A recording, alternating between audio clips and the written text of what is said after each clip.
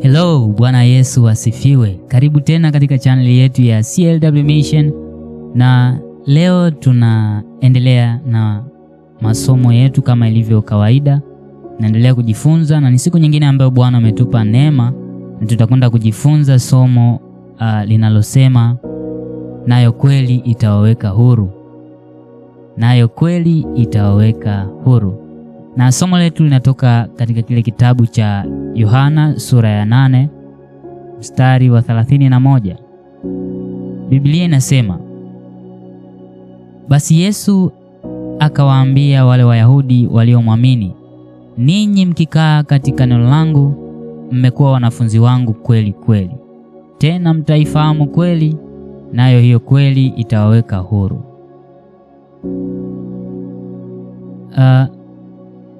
Unaweza ukajiuliza kwamba kweli ni nini? Na kivipi kweli inaweza kuniweka huru? Huru na nini?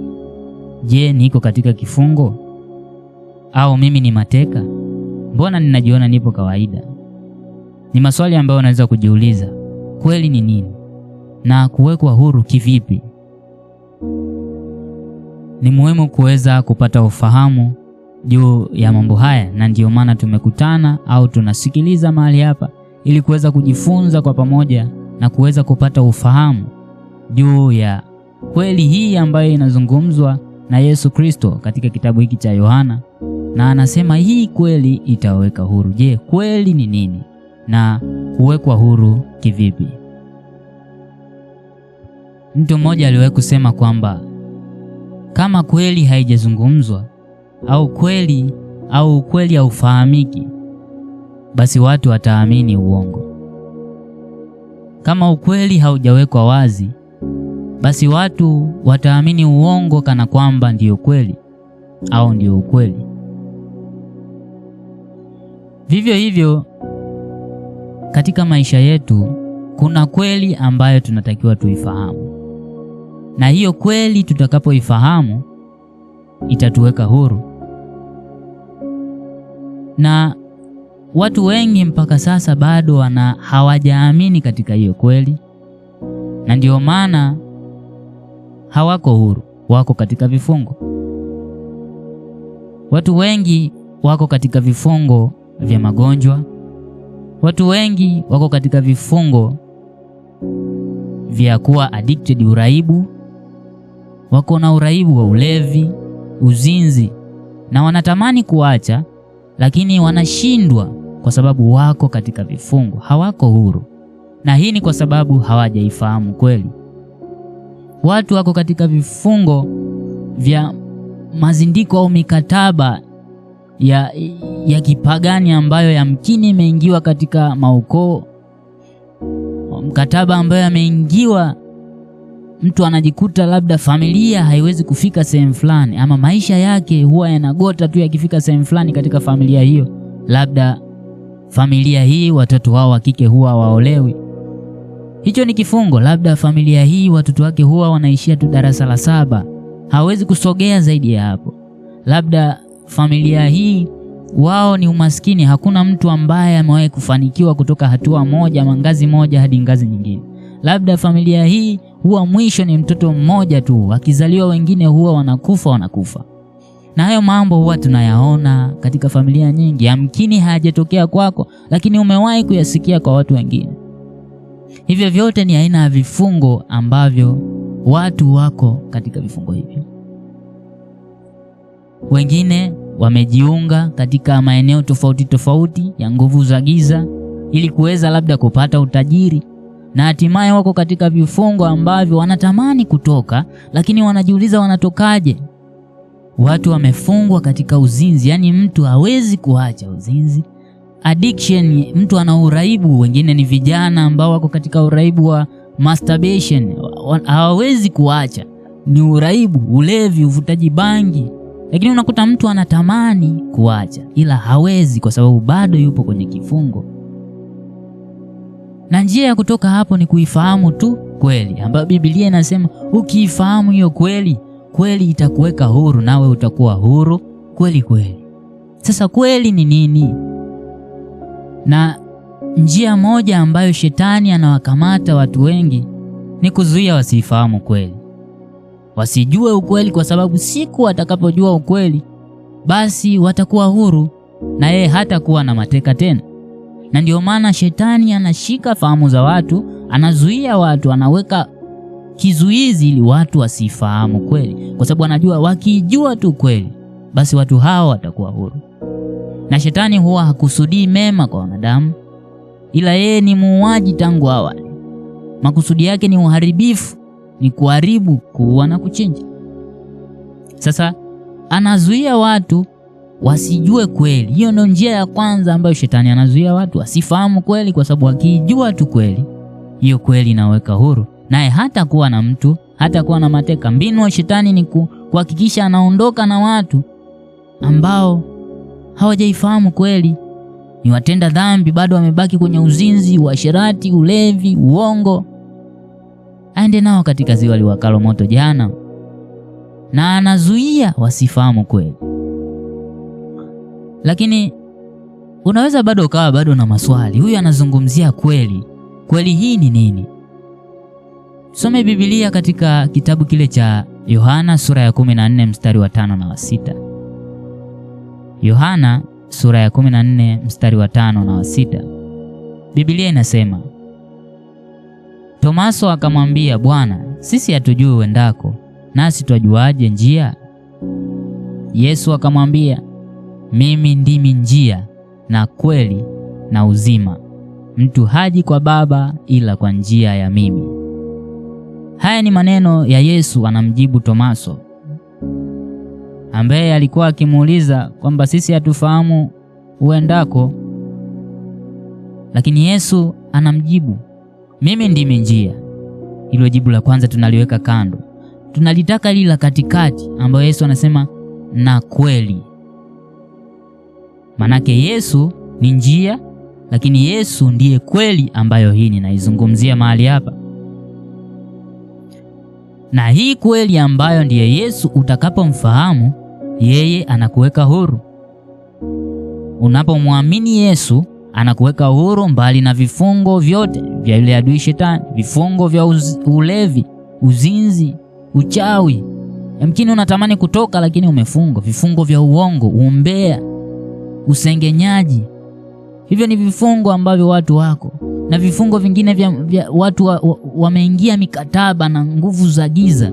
Familia zao yamkini, kama nilivyosema hapo awali, kufanikiwa kwao ni ndoto katika familia zao. Wao mwisho ni labda darasa la 7, wengine hawazai, wengine yani mambo ya namna hiyo. Watu wako kwenye vifungo na wamezunguka sehemu tofauti tofauti kwa waganga wa kienyeji wakitafuta misaada. Wametoa fedha zao nyingi, lakini bado wameshindwa kupata mpenyo au kupata njia. Wamejikuta wakitapeliwa fedha nyingi, wakitoa fedha, lakini yuko mmoja tu ambaye ndiye Yesu Kristo, ambaye yeye ndiyo kweli, wala hahitaji fedha wala hahitaji kitu chochote.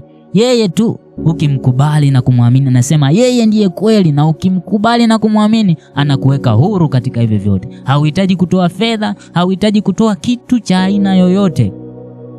Ni moyo wako tu kumkabidhi Yesu, kusema, Bwana Yesu, ninakuja mbele zako, nimekuamini wewe kuwa Bwana na Mwokozi wa maisha yangu.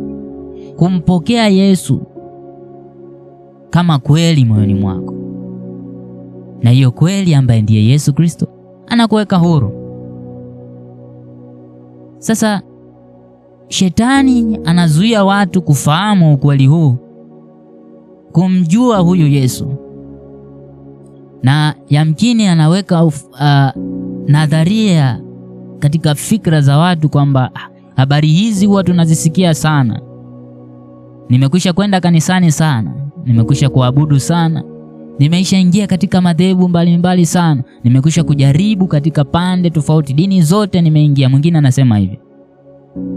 Lakini Yesu si dini, Yesu si dhehebu. Yesu ni Yesu. Yesu ni njia, Yesu ndiye kweli pekee. Yesu sio dini, Yesu si kitu chochote. Yesu ni Mungu. Yesu ndiye kweli. Unapomfahamu, unapomkubali kuwa Bwana na Mwokozi wa maisha yako, yeye Yesu anakupa uhuru ndani yako. Mtu unapookoka, Roho Mtakatifu anakaa ndani yako. Biblia inasema, na hapo alipo Roho wa Bwana, hapo ndipo penye uhuru. Wakorintho wa pili sura ya 3 mstari wa 17.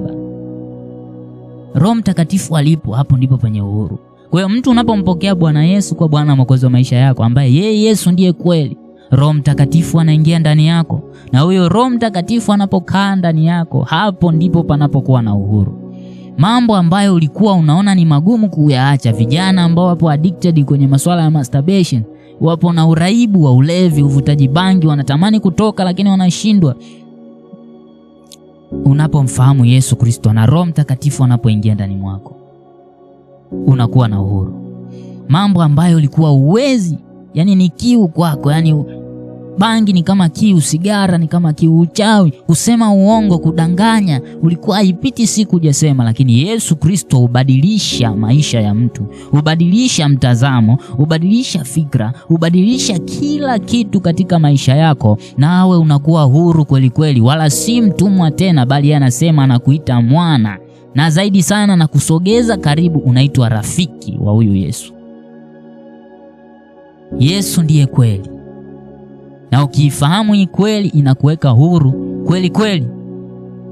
Yako mambo, unajua kuna vitu ambavyo haviwezi kukusaidia kutoka katika baadhi ya mambo. Kuna watu wako katika vifungo, hawezi kupata watoto. Kuna watu katika vifungo, darasani hata wafanyeje hawasogei. Kuna watu wako katika vifungo, familia ama ndoa zao hazina amani. Kuna watu wapo katika vifungo, yamkini mume na mke, yani hakuna kupatana. Hivyo vyote ni vifungo. Kuna watu wako katika vifungo va familia zao, vifungo vya umasikini, hawawezi kutoka. Kuna watu wako katika vifungo tofauti tofauti na mikataba ya nguvu za giza ambayo wameingia na hawawezi kutoka. Ndio wana kila kitu, wana fedha, lakini fedha haikupatii kutoka katika vifungo ulivyokuwa navyo.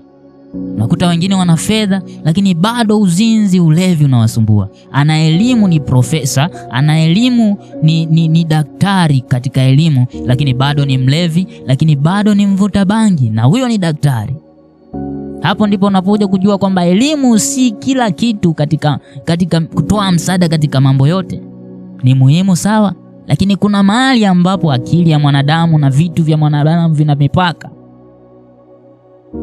Mtu ni profesa lakini bado ni mlevi, ni mvuta bangi. Mtu ni daktari lakini bado ana uraibu, yeye mwenyewe anafanya masturbation. Kijana ameenda shule, mtanashati huko chuo kikuu, lakini bado ni mvuta sigara, ni mlevi, ni mzinzi. Hayo mambo yote unakuta elimu ama fedha haikusaidii kutoka katika hayo mambo. Mtu ni mchawi na anatamani kutoka, ana fedha, ana vitu vingine, lakini hawezi kutoka. Fedha haimsaidii, elimu alionayo haimsaidii. Mtu hana watoto, familia yake ipo katika vifungo, ana fedha za kutosha, anatamani walau angekuwa na mtoto hata mmoja. Anakuwa ni mtu wa kuchukua watoto wa ndugu kukaa nao. Yupo katika kifungo ambacho hawezi kutoka, japokuwa ana fedha, japokuwa ana kila kitu. Lakini jibu liko ambaye ni Yesu Kristo pekee. Yeye anasema mimi ndimi kweli, yeye ndiye kweli. Na unapoifahamu hiyo kweli ambaye ndiye Yesu Kristo, Roho Mtakatifu ambaye Bwana akiingia ndani yako, wewe unakuwa huru kweli kweli. Yesu Kristo anapoingia ndani yako, Yesu Kristo anapomwamini, Yesu Kristo anapomkubali kuwa Bwana na Mwokozi wa maisha yako, yeye anabadili historia ya maisha yako. Hauwi mtumwa tena katika kifungo. Yeye anasema anakuita mwana, unakuwa mwana wa Mungu. Yeye anakuita rafiki. Vifungo kwako vinakuwa ni historia tena. Wapo watu ambao wamechagua kukimbia kwa Yesu Kristo, nao walikuwa hawana watoto, lakini hivi sasa wana watoto. Wapo watu ambao wamechagua kukimbilia kwa Yesu Kristo, ambao walikuwa ni wanauraibu wa sigara, bangi, vijana, lakini sasa hivi ni watumishi wa Mungu wazuri, ni watu ambao wana heshima zao, lakini ukiangalia historia zao za nyuma huwezi kudhani kama wangelikuwa hapa kwa sababu ya mazingira ambayo walikuwepo kwao. Lakini Yesu mbadilisha mazingira, Yesu mbadilisha historia. Anapoingia katika moyo wako, unapomruhusu aingie katika moyo wako, yeye anabadilisha historia, na hauitwi tena mtumwa, hauitwi tena mtu ambaye ulikuwa katika design yako ya zamani ya maisha, bali anakuweka huru. Unakuwa mtu wa kuheshimika kutoka katika uraibu, kutoka katika uzinzi, uasherati na mambo mabaya na vifungo tofauti tofauti. Sasa unawekwa huru. Na pia kweli ni neno la Mungu. Neno la Mungu ni kweli. Na unapolifahamu neno la Mungu na unapoliishi neno la Mungu,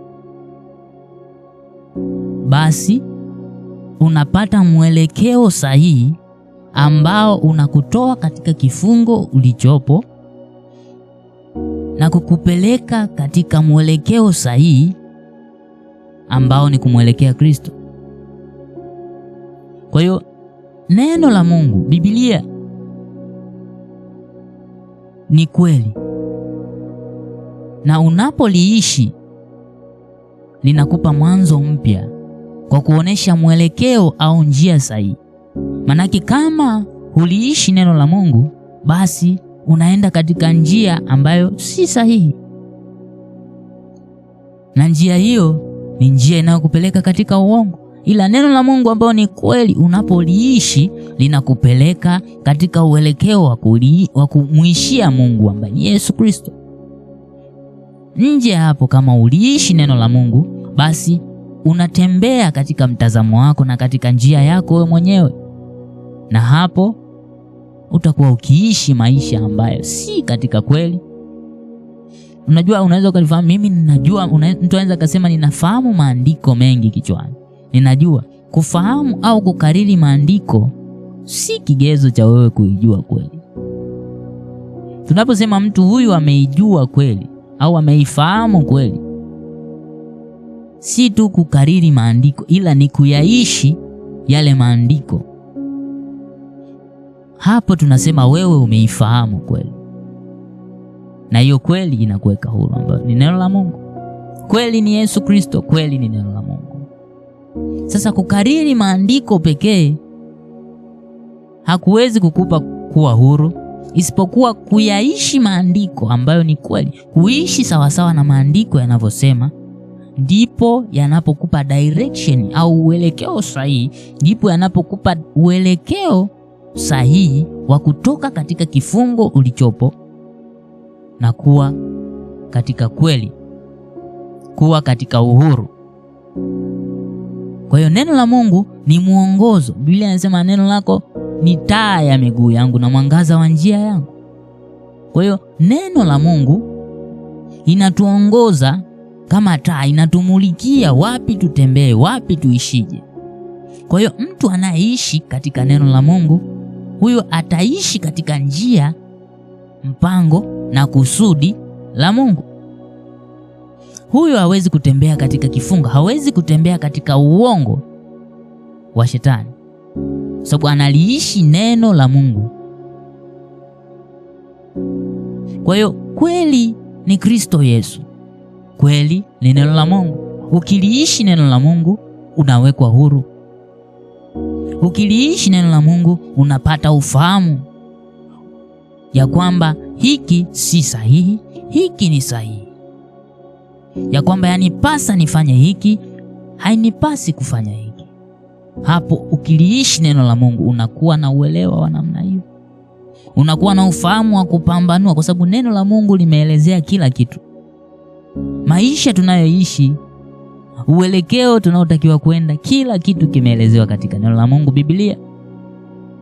Ina maana ukiyaishi maandiko yale, si tu maandiko kama ya gazeti, ila ukiyaishi yale yanakupa uelekeo sahihi wa maisha, ambapo utakuwa ukitembea katika kusudi la Yesu Kristo, ambapo utakuwa ukitembea katika mtazamo na mapenzi ya Yesu Kristo. Hilo ni neno la Mungu. Kwa hiyo haya yote shetani huyapinga watu wasifahamu. Watu wasisome neno la Mungu wakafuata ufahamu wakaijua kweli. Hataki watu wasome neno la Mungu, hataki watu wamfahamu Yesu Kristo kwa sababu ni kweli. Ndio maana mtu unashangaa anaweza akashika karatasi nyingine tu ambayo labda ni gazeti, akasoma muda mrefu sana, akakaa kwenye TV akasoma, akatazama muda mrefu sana, lakini mpe Biblia dakika 5 ni nyingi, analala. Kwa sababu shetani hataki watu muifahamu kweli. Neno la Mungu ndilo kweli. Kama usomi Biblia hutaifahamu kweli. Kweli imo katika neno la Mungu. Kweli ni Yesu Kristo. Yesu Kristo amedhihirishwa dhahiri katika maandiko. Soma Biblia, neno la Mungu ni kweli. Utamfahamu Yesu ambaye ni kweli. Sasa shetani anayapinga mambo haya. Watu wasisome neno la Mungu ili wapate ufahamu wa kujua kweli ni nini, ili watoke katika vifungo.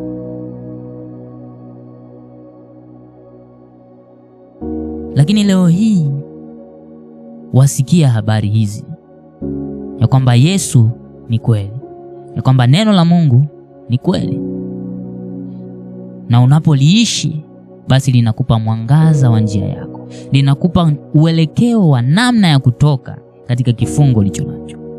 Ukimwamini Yesu Kristo ambaye ni kweli, yeye anakupa kuwa huru. Yeye anabadilisha maisha yako yaliyo katika vifungo ulivyo navyo, ya kutokupata watoto, uzinzi, uraibu wa namna mbalimbali, uchawi, usengenyaji na kila namna ya ubaya. Yesu anaweza kubadilisha vifungo vya magonjwa. Unajua wengine wapo katika familia ambazo wanasema sisi kwetu kila mtu lazima aumwe kisukari, lazima aumwe nini, lazima aumwe labda kansa. Lakini sikiliza, yuko Yesu anayebadilisha historia ya namna hiyo. Yuko Yesu ambaye anageuza historia. Kama kwenu wa nyuma waliuma, wewe hutaumwa. Mwamini Yesu Kristo. Yeye ni kweli. Waliuma wao, ila Mungu yeye, unapomwamini Yesu Kristo, yeye anakuweka huru kweli kweli. Kama wao walikuwa kwenye vifungo hivyo, lakini wewe unaweza kuwekwa huru kweli kweli pale unapomwamini Yesu Kristo. Sasa kama haufahamu kweli, hauishi kweli, manake upo upande wa pili ambao ni uongo. Hiyo ndio tafsiri nzuri na tafsiri ya kawaida tu. Kama haupo kwenye ukweli, manake upo kwenye uongo. Soma Biblia katika kile kitabu cha Yohana sura ya 8 mstari wa 44. Yohana sura ya 8 mstari wa 44. Biblia inasema, ninyi ni wa baba yenu Ibilisi, na tamaa za baba yenu ndizo mpendazo kuzitenda. Yeye alikuwa muuaji tangu mwanzo, wala hakusimama katika kweli, kwa kuwa hamna hiyo kweli ndani yake. Asemapo uongo husema yaliyo yake mwenyewe, kwa sababu yeye ni mwongo na baba wa uo. Kwa hiyo tunapata picha sasa, kumbe baba wa uongo ambao watu wanauamini ni shetani, na hataki watu wajue kweli, kwa sababu Biblia inasema kweli haijawahi kuwemo kwa shetani, kwa kuwa hamna hiyo kweli ndani yake. Asemapo uongo husema yaliyo yake mwenyewe. Kwa wewe unayesema uongo, wewe unaoishi katika tamaa hizi ambazo sema ninyi wa baba yenu Ibilisi, na tamaa za baba yenu ndizo mzipendazo kuzitenda. Kila aina ya dhambi, uzinzi, uasherati, ulevi, uvutaji sigara, uraibu wa masturbation na kila aina ya tamaa za dunia hii, uovu wa kila namna, ni wa Ibilisi, shetani. Na Biblia inasema na tamaa za baba yenu ndizo mpendazo kuzitenda. Na yeye ni muuaji tangu mwanzo, wala hakusimama katika kweli, kwa kuwa hamna hiyo kweli ndani yake. Ibilisi ni muuaji, hatamani kuona mtu yoyote akiwa hai. Sasa sikiliza, unaweza kuniambia mbona mimi niko hai hapa, unaniambiaje atamani kuona mtu akiwa hai? Kama hutendi yaliyo mapenzi ya Mungu, kama hujamwamini Yesu Kristo, wewe umekufa. Wewe ni mfu. Mtu yeyote aendaye katika dhambi, huyo tunasema ni mfu. Mtu yeyote asiyeishi katika kweli, kama kweli haimo ndani yako, Yesu Kristo hayumo ndani yako, basi wewe tunasema ni mfu. Sasa ikiwa Ibilisi yeye ni muuaji tangu zamani, Biblia inasema hivyo, lakini Biblia inasema Yesu yeye mwenyewe anasema nalikuja ili muwe na uzima, kisha muwe nao tele. Yesu amekuja kutupa uzima. Pale unapomwamini Yesu Kristo, hawi tena mfu katika dhambi, hawi tena mfu ambaye unaishi katika vifungo, uongo wa adui Shetani, Ibilisi ambaye ni baba wa huo uongo. Yesu anasema na alikuja ili wawe na uzima, kisha wawe nao tele. Kwa hiyo Ibilisi yeye kazi yake ni kuua, kuharibu, lakini Yesu kazi yake ni kuhuisha na kupa uzima tena. Sasa uchaguzi ni wa mtu. Uchaguzi ni wa mtu. Kuchagua uzima ama kuchagua mauti. Kuchagua Yesu ambaye ni kweli ama kuchagua uongo ambaye ni Shetani. Sasa ikiwa unatamani kutoka katika kifungo ulicho nacho, ikiwa unatamani kuwa huru, uhuru tunaosema sisi, furaha katika Kristo Yesu, yamkini wewe hujawahi kuhisi furaha hii tunayohisi. Huwa kwako furaha kama vile ni fumbo unasikia kwa wengine. Watoto kwako ni fumbo huwa unasikia kwa wengine, kutokana na familia yenu lipo katika kifungo ya kwamba huwa mzai. Magonjwa, wewe kuwa na afya unasikia kwa watu wengine, lakini kwenu nye imekuwa ni historia. Chagua leo kweli. Chagua leo Yesu Kristo, ili ukweli ulete uhuru ndani yako, ili vifungo ulivyo navyo vitoweke. Maana Yesu huleta uzima, Yesu huleta uhuru pale unapomwamini. Na yeye hana gharama. Si kama kwa waganga wa kienyeji ambapo utatoa fedha. Hapana. Si kama kwa waganga wa kienyeji ambapo utaingia na masharti mengi, uje kinyume, ulete nyoya si jeusi, ulete kitu fulani. Yeye hana hivyo. Yesu Kristo kwake uponyaji, uzima, uhuru ni bure. Sharti ni moja tu pale, kumwamini Yesu Kristo. Kumwamini tu, kuachilia moyo wako kwake, kumruhusu aingie moyoni mwako, kumwamini Yesu Kristo, kumpa maisha yako, kumwamini kama Bwana na Mwokozi wa maisha yako. Hapo anakuweka huru. Na si huru tu, unakuwa huru kweli kweli. Vifungo havitakuwa tena sehemu yako. Yaani Biblia inasisitiza sio huru tu, unakuwa huru kweli kweli. Unakuwa na uzima, kisha unakuwa nao tele. Chagua leo kweli ambaye ni Yesu Kristo. Chagua leo kweli ambaye ni neno la Mungu, ili uweze kuwekwa huru kweli kweli. Nanyi mtaifahamu kweli, nayo kweli itaweka huru. Nawe umeifahamu kweli ambaye ni Yesu Kristo. Muamini sasa aingie moyoni mwako. Muamini sasa kuwa Bwana na Mwokozi wa maisha yako, ili uweze kuwekwa huru, mbali na vifungo vya magonjwa, mbali na vifungo vya kila aina ya ubaya wa mwovu adui, vifungo vya kutokuwa kwa amani katika ndoa. Yesu Kristo ni suluhisho. Mwamini Yesu ili uweze kuwekwa huru kweli kweli. Simama, ishi katika neno la Mungu ili ujue uelekeo wa kuifahamu kweli. Ili uifahamu kweli, neno la Mungu ni kweli, Yesu Kristo ni kweli. Ikiwa unatamani na unasema moyoni mwako na unajisikia kwamba mimi kweli nipo katika kifungo. Kweli mimi uongo haukauki kinywani mwangu. Kweli mimi masengenyo hayakauki kinywani mwangu. Kweli mimi uzinzi natamani kuacha siache. Kweli mimi sigara. Kweli mimi bangi, ulevi. Kweli mimi uasherati. Kweli mimi kusengenya. Kweli mimi uchawi na kila aina ya ubaya ufaa. Kweli mimi kwetu tupo katika kifungo cha magonjwa, ya kwamba ni kurithi tu kisukari, ni kurithi tu magonjwa mbalimbali, ni kurithi tu. Kwetu sisi tupo katika vifungo vya umaskini, vifungo vya kutokuwa na watoto. Nawe unaona nimefungwa, lakini natamani kuwa huru.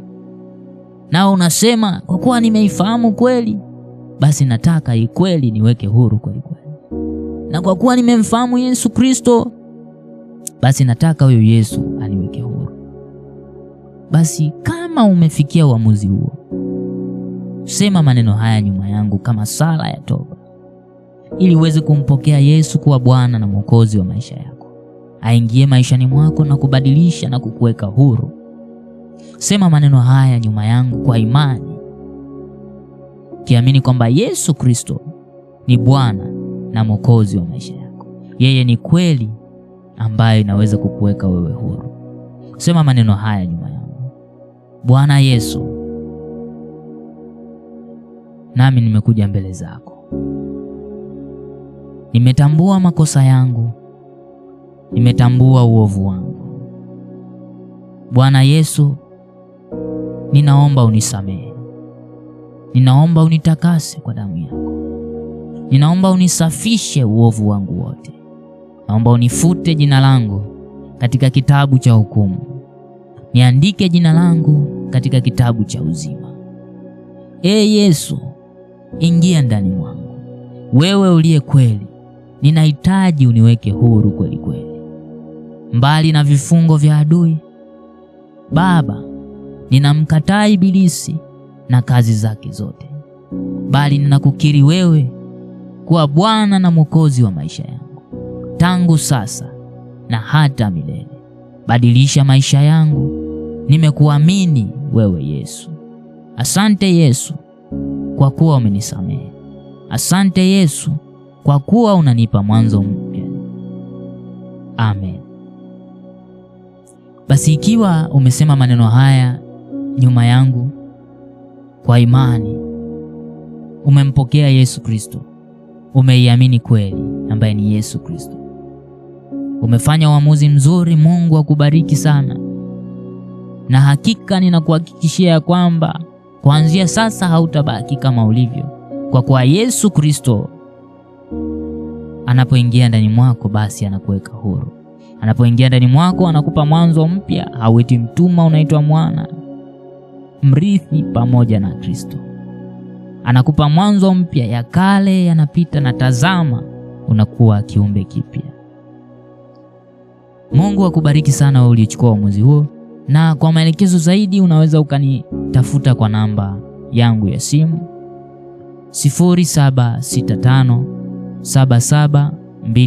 0765772709 au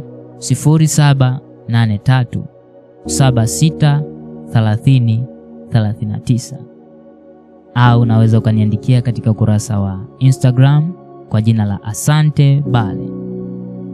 Mungu akubariki sana, na hongera wewe uliyefuatilia kipindi hiki hata saa hii. Mungu akubariki, na ninaamini mbegu hii itazaa matunda mema na matunda yenye kukaa ndani mwako. Mungu akubariki sana. Usisahau kusubscribe, kulike, kucomment na kushare. Mungu awabariki nyote.